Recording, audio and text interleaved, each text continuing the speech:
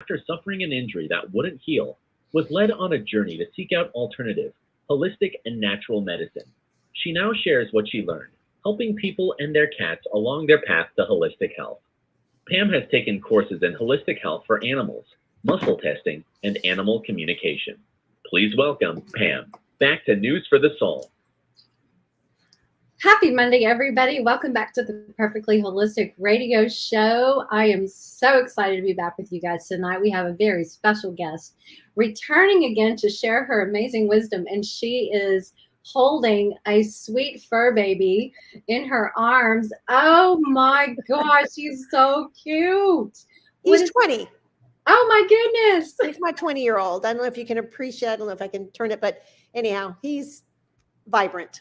Oh, he is. Well, Dr. Siegel, welcome back. Thank you so much. I'm excited to hear what you have to share with us tonight about water. I'm excited. There's so many avenues we can go down this rabbit hole with water. And so, and tell us the name of your beautiful baby. This is Echo. Echo. He was a feral kitty, one of 5 that came in. His mom was killed when he was a day old. Oh. He was the ugliest, nastiest, yellow, unhealthy kitten ever.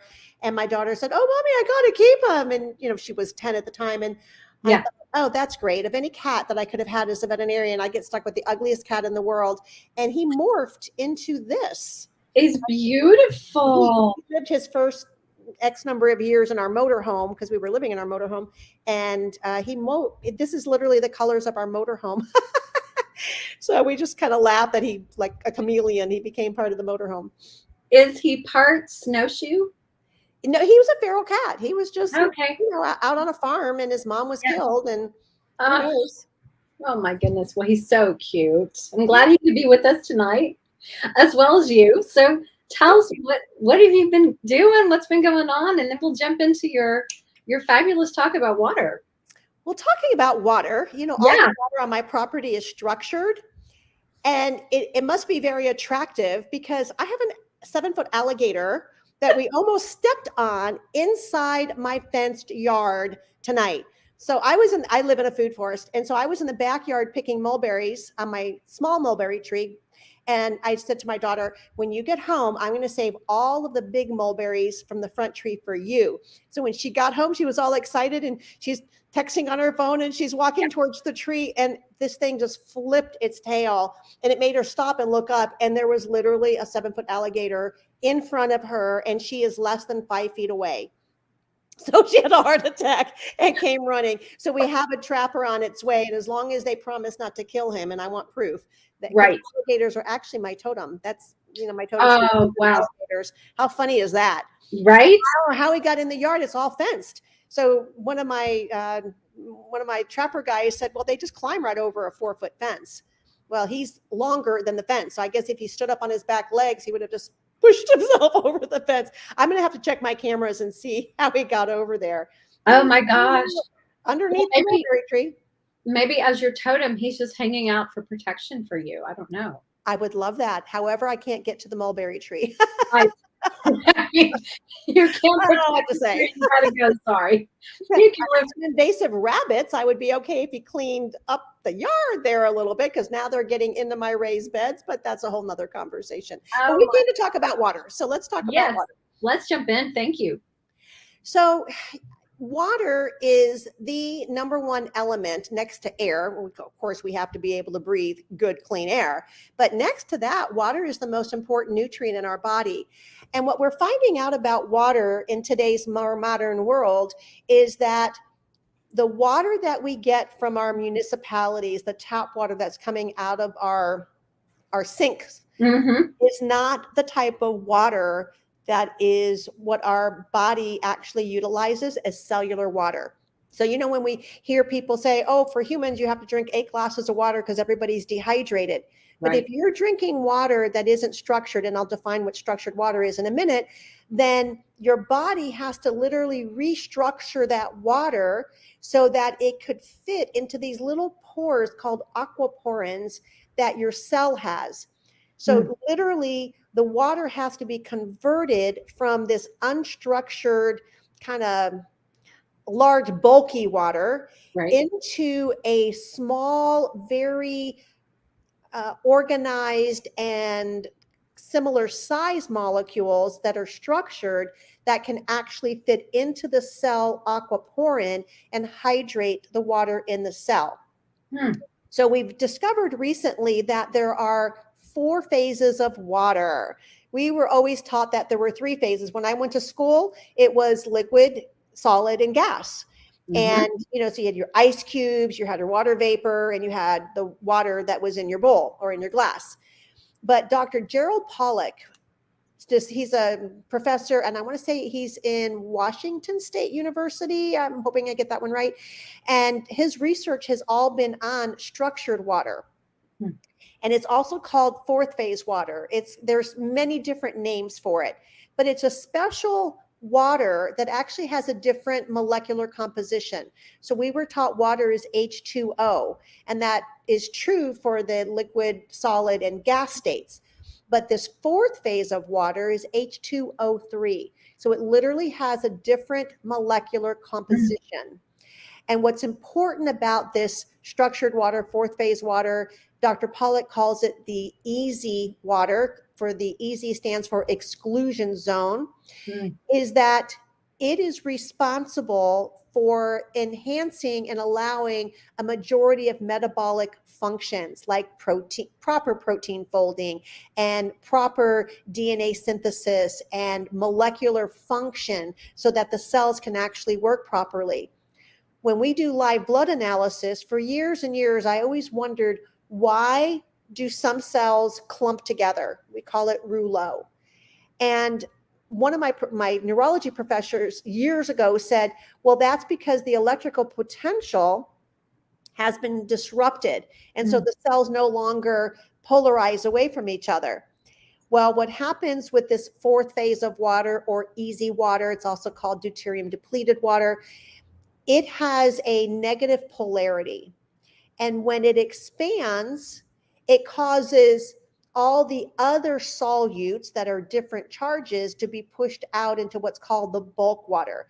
So I'm going to use my hands to represent. So here you have 4th phase water.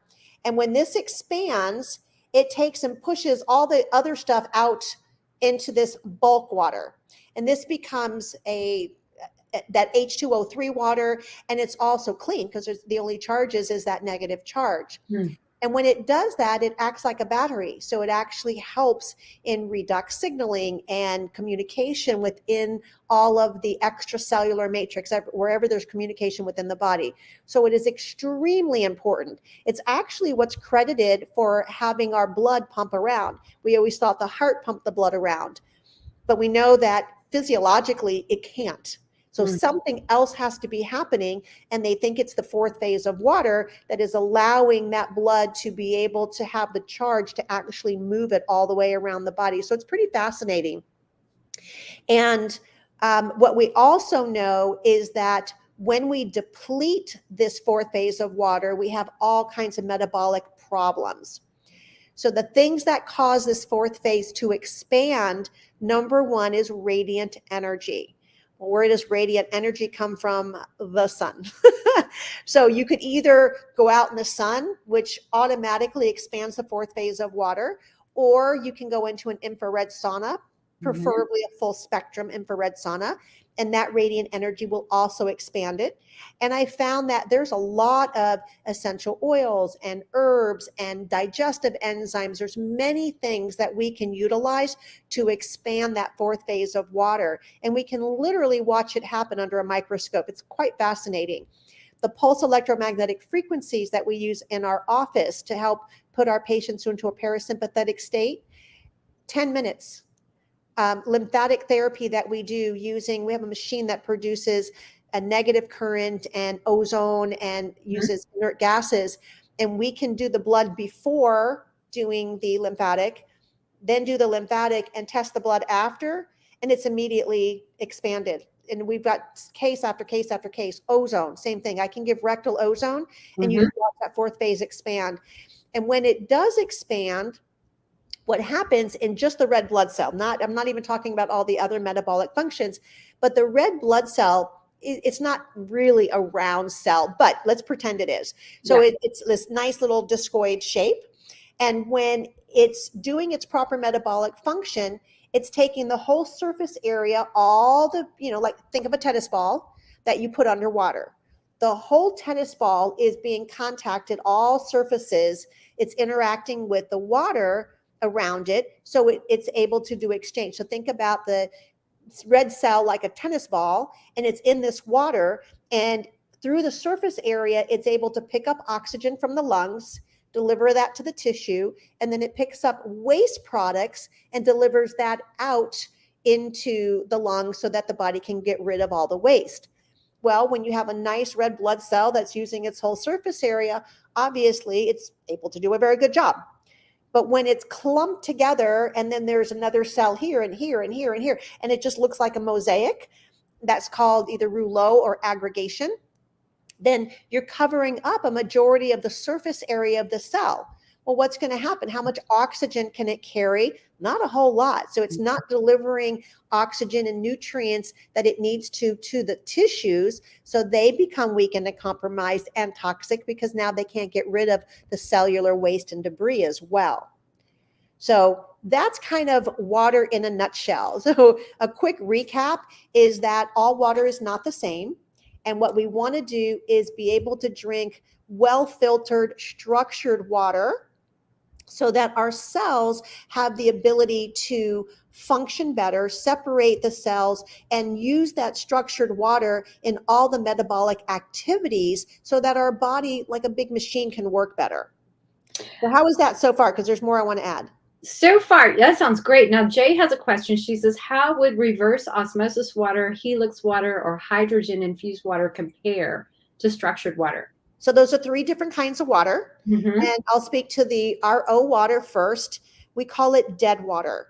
So everything has been taken out. Yep. And even if you add mineral salts back in, it's not structured. So how nature structures water and why it's never been a problem up until civilized man started making pipes and running water through it is that water, when it rains down, because of the magnetic center of the earth, it causes that water to spin. So when it's running down the mountain and into a stream, it's going through a centrifugal force that creates this energetic spin, which creates what is called structured water. Okay. And it depends if you're on this side of the equator or that side of the equator, the water spins in an opposite direction. But either way, you're still creating structured water. But when man started having the ability to centralize and create cities, and then created all of these water plants where we treat the water, albeit not very well, to supposedly clean it up and then run it through pipes in order to deliver it to people's homes, that's where it becomes chemically treated and unstructured. Mm-hmm. Not only that, but what is in tap water, documented by the EPA, is over 85,000 synthetic chemicals that have been just poured into our water systems, including glyphosate, including heavy metals. And depending on where you live, that water could be worse or better. But even well water, people say, oh, well, I'm on a well, like I'm on protected water. Well, no, because you have runoff of all these pesticides and crop things that are going down into the water. And just think if you're near a road and it rains and all of the tar and the chemicals that are coming off of the concrete and the road asphalt, all that's going down into our aquifer. And that's where our wells are pumping out of, is the aquifer. And then, think about all the things that people spray on their lawns so that they have green lawns. Well, we can get all into that, grow food, not lawns. That's my motto. And I do that so well that I now have an alligator living in my yard. He knew how to live in a food forest. So anyhow, so that was addressing the RO water. Mm-hmm. I'm not sure what the other water was, the second one, helix or something like that. It sounds like water maybe that's going through some kind of a device that's causing it to spin if it's in the right direction, in the right vortex. Right. That might be structured. And then the other one was molecular hydrogen. So not all machines that make molecular hydrogen make structured water. Okay. So there's a lot of controversy right now over the two types of water systems that are available for making molecular hydrogen. And let me digress for a moment for our listeners in case they don't know what that is. Hydrogen is the most abundant element in the universe. It's that first element on the periodic chart, the H.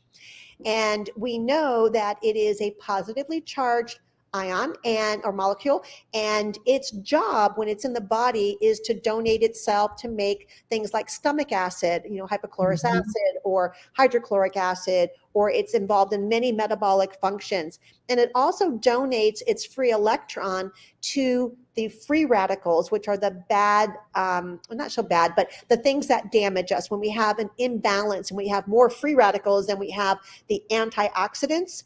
Right. So molecular hydrogen has become pretty popular in the water world because if you drink water that has molecular hydrogen in it, then you're adding to the molecular hydrogen that is available to your body. And now it's like eating massive amounts of antioxidants. At the machine that I use, they equate a liter of their water is like eating 750 bananas, in antioxidant value. Right. And I think it's really important that we understand that in today's modern age, we have so much more free radical damage and free radicals being produced. Number one, stress. Are we post-COVID? I don't know. We're certainly a couple of years into this whole COVID thing, and people were in lockdown. They're still going through a lot of stressors and a lot of revamping. And so stress alone creates massive amount of free radicals. Yeah. And then we talk about processed foods, and you and I are passionate about the pets and all these poor animals that are eating processed foods. And processed foods are foods that have gone through high temperatures and a lot of adulteration to go into a can or into a kibble. So these animals that are eating these very highly processed foods are having massive amounts of inflammatory damage. Yeah. So one of the advantages of drinking molecular hydrogen water or feeding it to your animals is that you're helping to offset the free radical damage that's in the body. That does not mean it's okay to keep feeding kibble. Right. Because you're drinking molecular hydrogen water, right? You have to stop doing the things that are causing the damage, but then we can offset that by adding good things into the body. Now, here's the catch though. Molecular hydrogen is a gas. So when you make the water through whichever two technologies I'll describe in a moment, then that molecular hydrogen is going to dissipate out of the water over time, whether it's 24 hours or 48 hours or whatever. If you put it in the animal's bowl, it's going to dissipate faster because you have more surface area. It's now warmer at room temperature.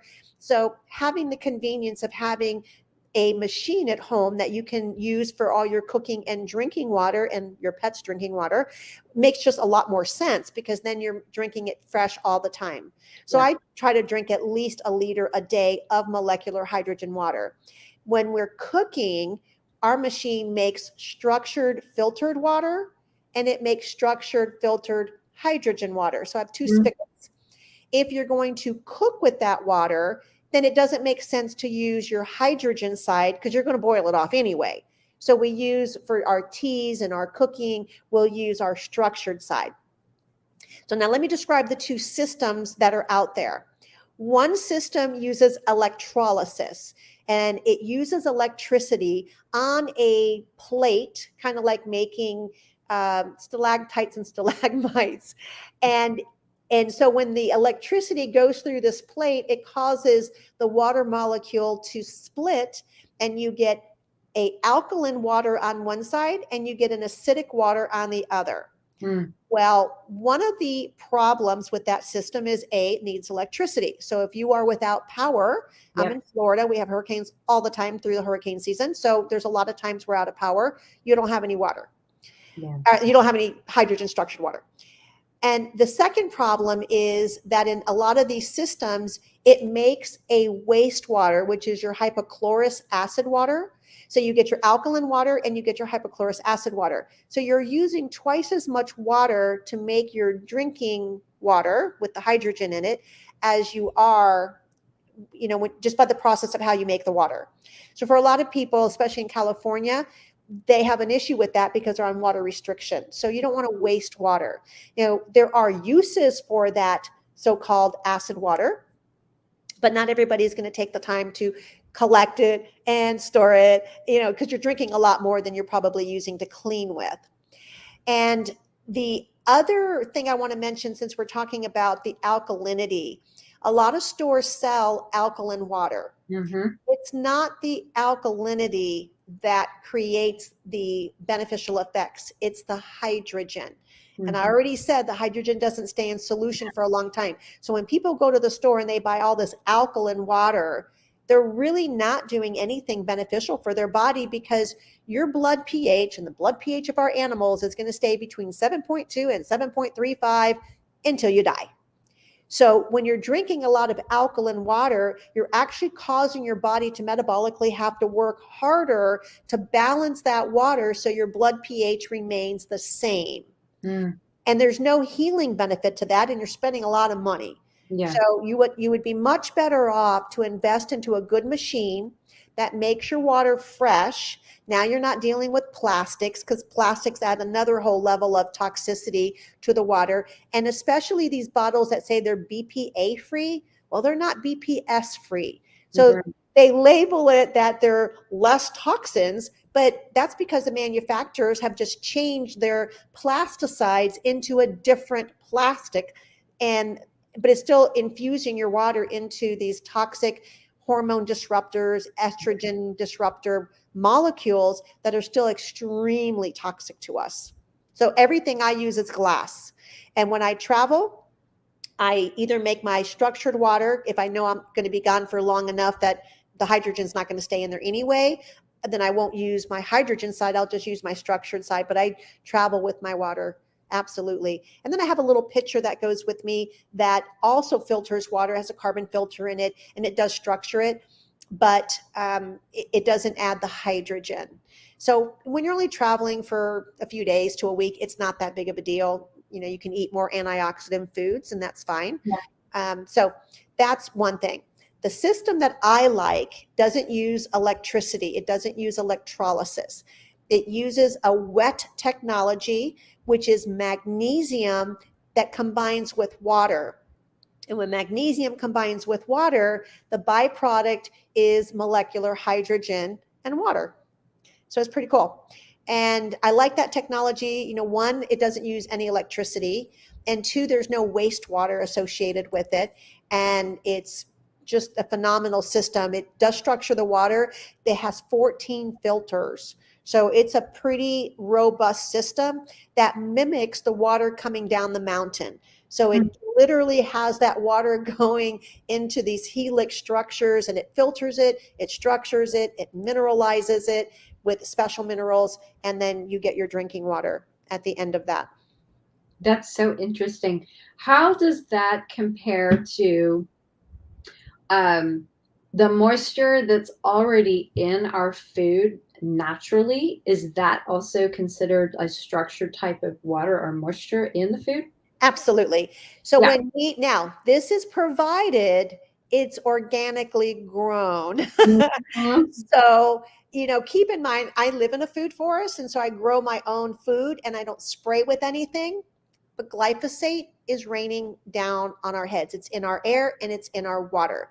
So I know that I can't get rid of it. There is going to be some degree of glyphosate that is in contact with my plants. But nature structures the water, and it does it in the morning when the sunlight is coming down and hitting that dew. It creates singlet oxygen water, and that is what is structured. But you mess that up if you start spraying chemicals on it. And something that I haven't seen any studies on is in today's modern world with rainwater hitting these plants, I don't know that anybody's done any testing to find out what is the structured water look like in the plants, and is there some demise because of the amount of glyphosate that is just inherently coming down. I'm sure it is. I'm sure it has to be. I mean, it's like you said, it's in everything. Exactly. So I think there may be some compromise, but I just don't know what that is. And there's no studies out to prove that. Right. So we got to do the best we can. And of course, setting intention, like we're big on that. So when you bless your food and you bless your water, you really are adding to the energetics of that water and Mhm. making it healthier. So if you think back, almost every religion has a ceremonial blessing that they do either before their meal and or after. And I'm Jewish, so we bless the food before and we bless the food afterwards. A lot of blessing going on, and it's beautiful because I think for me what it does, it helps me to become really present. And Mhm. anytime that we're very present, you have the ability to actually morph a lot of negative things and enhance your immune system so that you have the ability to detox and strengthen your body. That doesn't mean that you go out and intentionally do bad things. Don't be smoking Right. cigarettes and drinking alcohol and eating a lot of what Food. Twinkies. I don't know why Twinkies came to mind. I never ate a Twinkie, but you know, fast food restaurants, canola oil, and all that. You don't go out there and intentionally do that, but gosh, we're all out there sometimes where we just can't control everything. And my daughter and I have a saying, we just say, bless it and move on, because you're not going to be able to control every single circumstance. But if you control the majority on a day-to-day basis, you're feeding your pets a species appropriate diet, you're giving them good, healthy, structured water that doesn't come from the refrigerator, guys, and you're minimizing the amount of toxins that are in the home. So you're using essential oils to clean and not petroleum-based products. You're Mhm. removing formaldehyde products. You're making sure there isn't any mold. You're checking the EMF, the electromagnetic frequencies in your home. I'll Mhm. speak to that for a minute because I'm on solar, but you still use some power. Yeah. And my utilities company is now forcing me to have a smart meter. And I fought and fought and fought. And they said, okay, here's the deal. We can leave your meter. We're not only going to charge you more, but we're going to take you off of solar. So you won't get any credit for your solar. I got a big house. Now we're talking that's probably about $1,000 plus a month that my bill would go up to, as opposed to $100-something a month. So Right. it's a big deal. And so I had to finally stop and take a breath and go, what do I do differently? And so I have a lot of people that I know that are in the EMF remediation business. So Mhm. we're building a Faraday cage to literally go around the meter. Good. And I'm having things done around the property to mitigate the radio frequency waves that are produced by the smart meter. Yep. And then we're doing things in the home and in the yard, again, to mitigate the damage. So sometimes you're not going to beat it. My neighbors have smart meters. There's 5G probably close by. So at some point, you can't fight the fact that it's there, but you can do things to mitigate it. And Yeah. so that's what I've chosen to do, is just figure out a way to at least make things as harmless as possible. And I'm getting ready to have bees on the property. I already have bees on the property, but they are natively in the trees and making beehives. So I'm actually going to have a hive now. And thank goodness I did not buy the bees, because I want to make sure that I've mitigated the radio frequency. So it's bad enough that it's going to, be right where my plants are. Yeah. So, That's terrible. so did I answer the question in regards to how the 3 different waters work? Yeah. Yeah. Okay, That's so interesting. Thank you for the info. good. Yes. Yes. It's interesting. I was listening to a talk probably a couple weeks ago, and they were talking about how in pet food and raw diets, animals tend to absorb the water that's already naturally in the food, in the raw food, it's better absorbed than providing a bowl of drinking water. Absolutely. And so what you're saying totally lines up with that and makes total sense. If that raw diet comes from a grass-fed, grass-finished animal, Mm-hmm. now, are they eating some glyphosate? Well, they're out there grazing on a pasture, so I'm sure they are. And they're Right. drinking out of ponds, which we know glyphosate's in the ponds. So I think they're getting, there's some damage that's going on there, but it's less Less. than if you were eating chemically sprayed foods and chemically sprayed crops. And, Yeah. so it's not as bad. What is that tolerance level? Species are going to survive. We may not as a species survive, but what comes behind us is going to, that's what we are. We're survival organisms. And Mhm. so as the world changes, there will be these genetic modifications that occur to allow survival to happen. We've been changing since the beginning of time, whatever we believe that is. So Exactly. there's been these genetic modifications that have occurred because our lifestyles have changed so dramatically from even 200 years ago. We don't have hormetic stressors that are helping to build resilience in our bodies anymore. So a hormetic stressor is a native stress on the body that causes the body to make more antioxidants. So that would look like intermittent fasting in our modern world, because most people have food. But in the non-modern world, our ancestors in the wintertime probably did have many times where they didn't have food to eat because they ran out, they didn't have enough stores or whatever the disaster was. And Right. so think about our pets. They didn't live inside with their families, right? They had to go out every morning and find something to eat, which Right. meant that if they were out hunting in the morning and they were not successful, then they had to wait until the evening and dusk to try to go hunt again. So right there, that's a 24-hour fast. And Yeah. they probably went 2 and 3 days at a time before maybe they came across somebody else's kill or they were successful in a kill. And of course, the ones that were better hunters were the ones that passed their genes on, right? So there you get all of that genetic pooling of the survival of the fittest.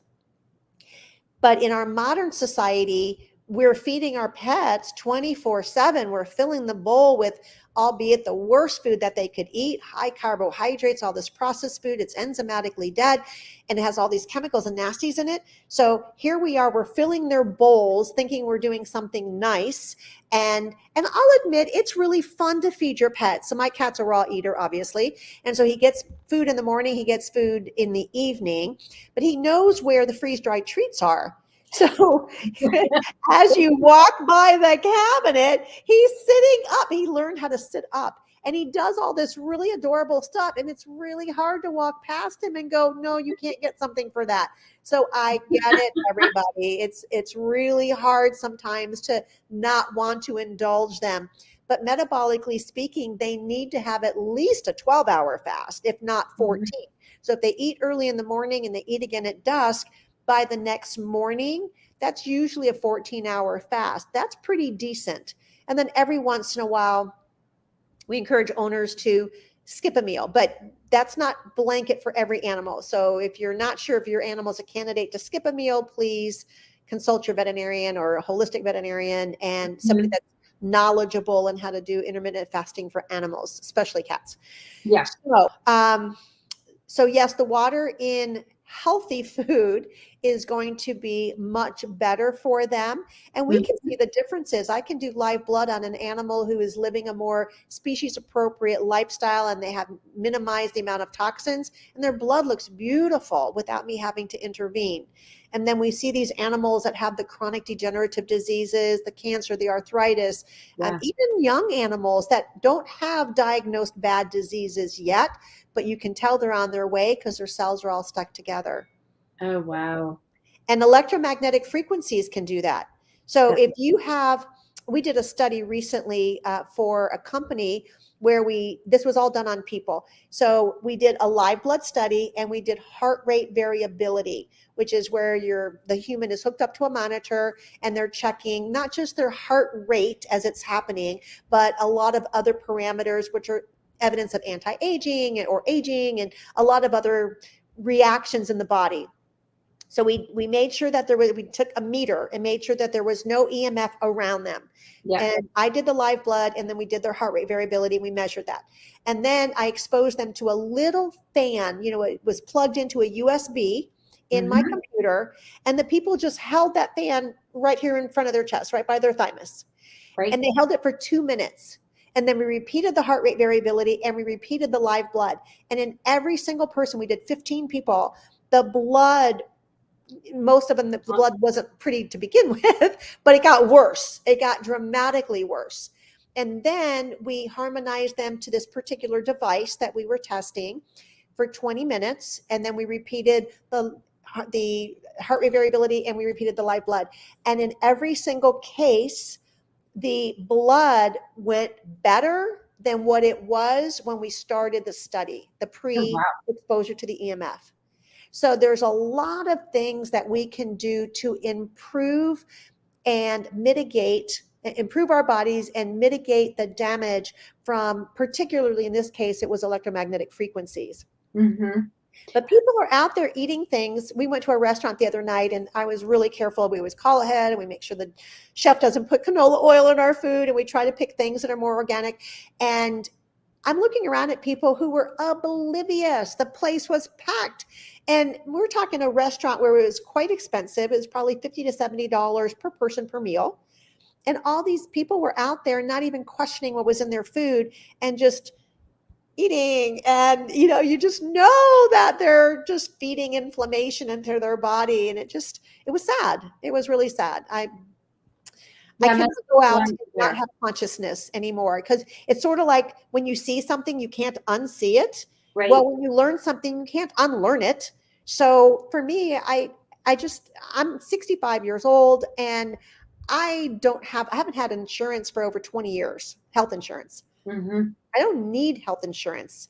Thank God I haven't had any crisis, but I consciously take control of my body. I consciously do things that support my immune system. And I consciously avoid the things that I know are going to cause leaky gut. I know are going to cause inflammation. Exactly. And it's a choice. It's a lifestyle.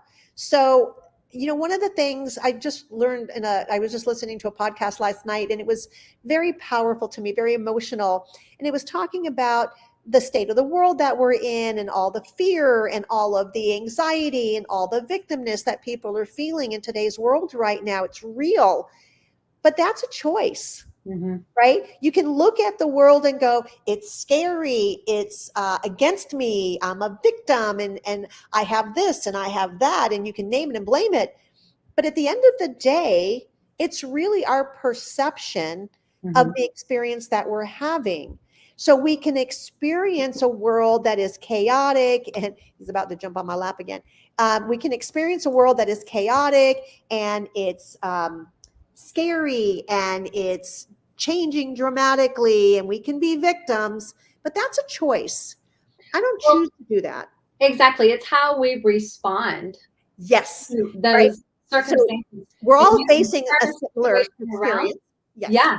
And you can say, you know what? I choose not to respond with fear, and I choose to be confident and walk in my path. And, because I don't live in fear. I'm not worried. I'm having a great time.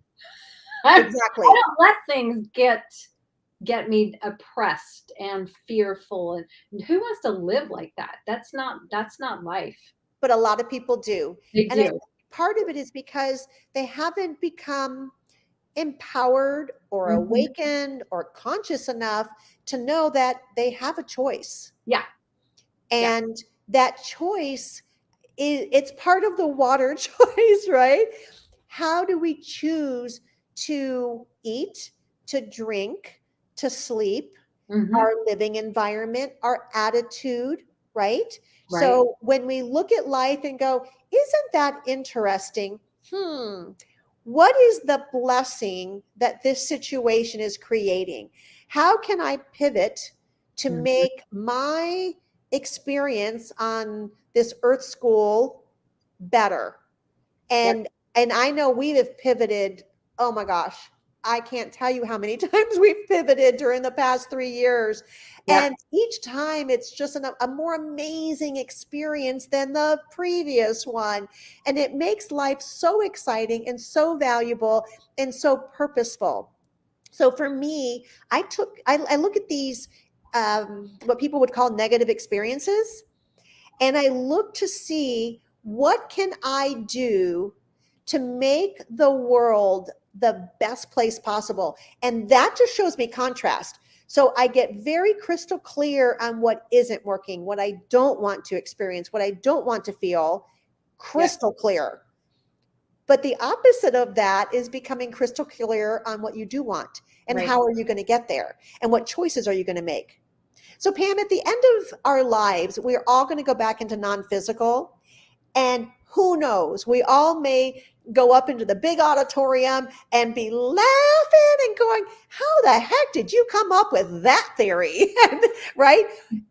And so we all may be totally off base, but if it makes your Earth School experience amazing while you're here, Mm-hmm. then that's worth it.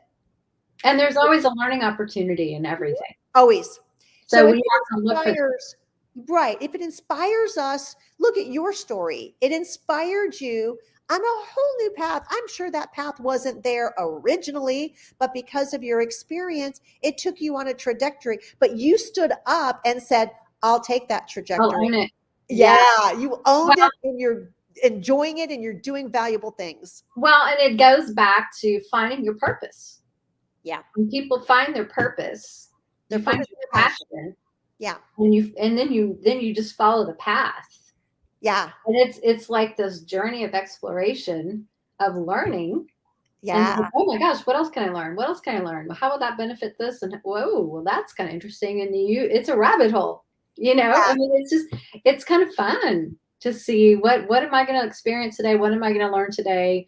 What can I apply to my life that I learned today? You know, instead of just learning the head knowledge, have it internalized to heart knowledge and go, okay, let's try living that. Yes. See what kind of change you can create in your life and your pets' lives to improve overall life, you know? Absolutely. And it's congruency too. In congruency, it means that you're lining up with your true beliefs. Mm-hmm. So the other day, the road going from my house to my office, it narrows down from a 3 lanes down to a single lane. And the middle lane is what goes straight. And then you have the 2 side lanes. Mm-hmm. And all the time you get these cars that go racing past you as if they're going to get somewhere sooner than you. And then they cut you off, right? And you know, most of the time it's like, oh, whatever. And the other day I got aggravated and I found myself speeding up so that they had to get behind me. And I thought, wait a minute. Okay. What is off in your energy field that you're allowing that to bother you? Trigger you. So yeah. I sent a little more love out to them, and I sent them safety and blessings. And I just went back to my normal, take your time to get there because there's not a rush. But again, it's about congruency. It's about recognizing I could have just enjoyed being mean to somebody, but instead I stopped and I went, oh, that wasn't very nice of me to do that. Mm-hmm. It doesn't matter that they triggered it. It doesn't matter that they were truly not being the right driver that they should have been, but how did I respond? So if I can always respond with compassion, it's always better. Yes. I don't know why I'm supposed to tell you this, but I'm supposed to tell you this. So, you know how people do reviews now on Google? So it's interesting. My Google reviews are extremely good. You're always going to have that person who, they've got their own garbage. And so, they vomit out, whatever. But on Yelp doesn't notify me when somebody posts something. I have to physically go in and look. Yeah. And it seems to me that the people who post on Yelp are typically the people who have a lot more negative things to say. And so the other day I had something triggered. Somebody wrote a nice 5-star review for me on Yelp. And when I went in, I saw some of the other posts that people had put that were very negative. And, it's their perception. And I honor that. It wasn't the truth. So I use that as an opportunity. And I say, thank you for this sharing of information, because it helps me to clarify the client that's going to be the right fit for us. Obviously, it's not you. I don't write that, but it becomes very clear that they are not the tribe that we're looking for. There's no one that's going to be the right fit for everybody, right? Correct. If they want a pill for the ill and a diet for the disease, and they want that quick steroid injection, and then they want to go on their merry way and pretend that their animal is going to be just fine, they're not a good fit for me, because I can't do that anymore. I can't undo what I've learned. So my client that's going to be my best fit is the pet. And I'm not saying that they don't love their pets, they do, but they're just not willing to look at their behavior as contributing to the pet's problem. And it's truly our behavior. The pet doesn't have a choice. Pet isn't going to the grocery store and buying processed foods. We're buying it. And it's one thing when you don't know better, but it's another thing when somebody tries to educate you and you just talk to the hand, right? You don't want to hear it. And that's okay. Not everybody needs to be at the same place at the same time. Right. It's okay. But my tribe and your tribe are going to be the people that are listening on this podcast, because they want to learn, how can I show up better in the world? And that's species appropriate diet. And what does that look like? That's improving water. So I'm so glad you asked me to speak about water, because I'm finding that I'm giving a lot of talks on water these days. It's becoming a major thing, especially the more polluted the water that we're being exposed to is. Yes. And people are realizing that what we're drinking isn't all the same. So if we're really going to impact our health, and we're going to minimize the amount of inflammation and immune suppression, then we have to be careful, or conscious, I should say, about what we eat, what we drink, and what touches our skin and what we're breathing. And it's not that hard. It's really a very easy concept. I do have a free ebook if you want to, let your Happy to share. It covers my 6 principles for healing, which is step number 1, stop doing the pollution. And that's food and water and environment and what you're breathing, what's touching your skin, and your thoughts. I think I won't do a lot of that on this podcast because we talked about it in previous ones.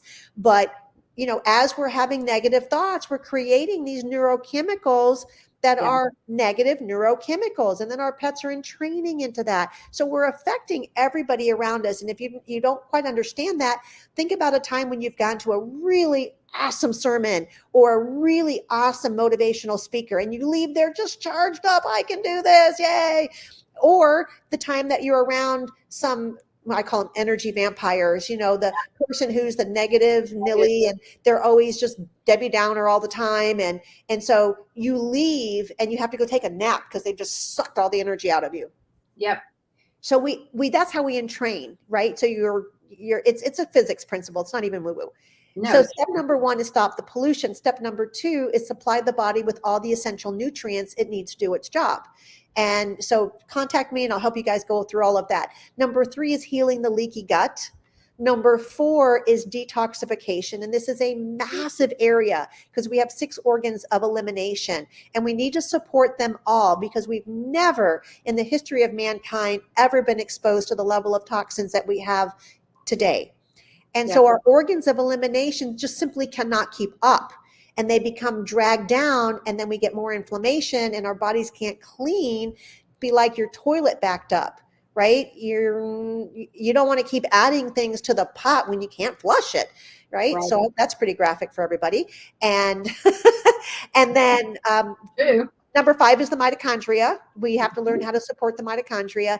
And then number 6, of course, is clearing the negative or trapped emotions that are associated with disease. And in my ebook, I don't talk about the trapped emotions associated with disease, but when people work with me, we absolutely go into that. And I think you go into that as well when you're working with your clients. Absolutely. Absolutely. Yeah. I have a question. It's going back to the structured water topic. Where do people find the best resources to get structured water?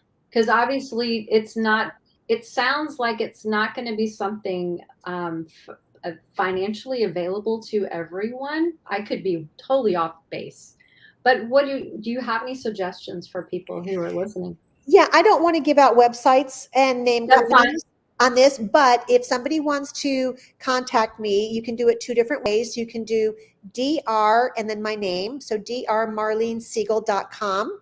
I don't know if you're able to post I will. in the notes or anything like that. That's my main website, and then you can contact me and I'll give you links to companies that I think do an amazing job, because it's not just the fact that their machines work. You need great customer service. You need a company that has good ethics and morals and that they're conscious about the environment. All of that's really important, but they also do financing. So you can get a machine for $30 a month, right? So at $30 a month, everybody can afford that, because most people are spending $30 on bottled water, right? A little, what is it, 16 ounces is $1.50, $2 in some places. So you can make water for under 25 cents or less. I forget what the actual amount is, but it could be really low. Right. So yeah, so we have the opportunity, and it's long-term, and you're not adding plastic waste into the environment. So, and then if you get water in glass jars, it's a lot more expensive. Yes, you get a glass jar. That's wonderful. But what's in that glass? You don't know where that water came from. Seriously, some of these companies are dipping it into a river or just filling it out of their tap, and you don't know what that water really is. And there have been a lot of studies done on very expensive waters. I won't name any. And they found contaminants like heavy metals in that water. So it just makes more sense to me that you would want to have, as important as water is, make sure that you invest in your health. And that's the other thing I wanted to lead into is, people talk about, well, it's expensive to feed raw. It's expensive to buy a water machine at home. What is your broke hair costing you? So I just said I haven't had health insurance. Did I mention that earlier? For you see, after my youngest was born, she's 24. So I haven't had health insurance in over 22 years. We calculated the savings. It was $250,000. Yeah. So have I been able to invest into my health? Oh, you bet so. Yeah. And we're entering a world right now where there's food shortages on baby formula. There's toilet paper shortages last year. All kinds of crazy things that we're seeing shortages on, and they're predicting food shortages. So I hope people are starting to form little gardens, because you can get a 2x6 raised bed on your porch with organic soil, and you can grow enough chard and kale and greens to feed your family for a whole year. Right. So we certainly have the means to be able to improve what we're doing. If you have a lawn, plant some fruit trees. Just don't grow alligators underneath them. Still can't get over the fact there's an alligator in my yard, and it's all fenced. So he had to climb over the fence to get in my yard. I'm blessed. Oh my gosh. The alligator is my totem. So after I got over the shock that my daughter almost stepped on him, as she went to pick mulberries tonight, after I got over the shock, it was like, wow, that's pretty cool. My totem showed up in my yard. Yeah, it did. I usually have to go to Alligator City or, Lowry Park or someplace to talk to my alligators. Now he's in my yard. Okay, so I digress. I'm so sorry. I was talking about the choices that we make and the investments into our health.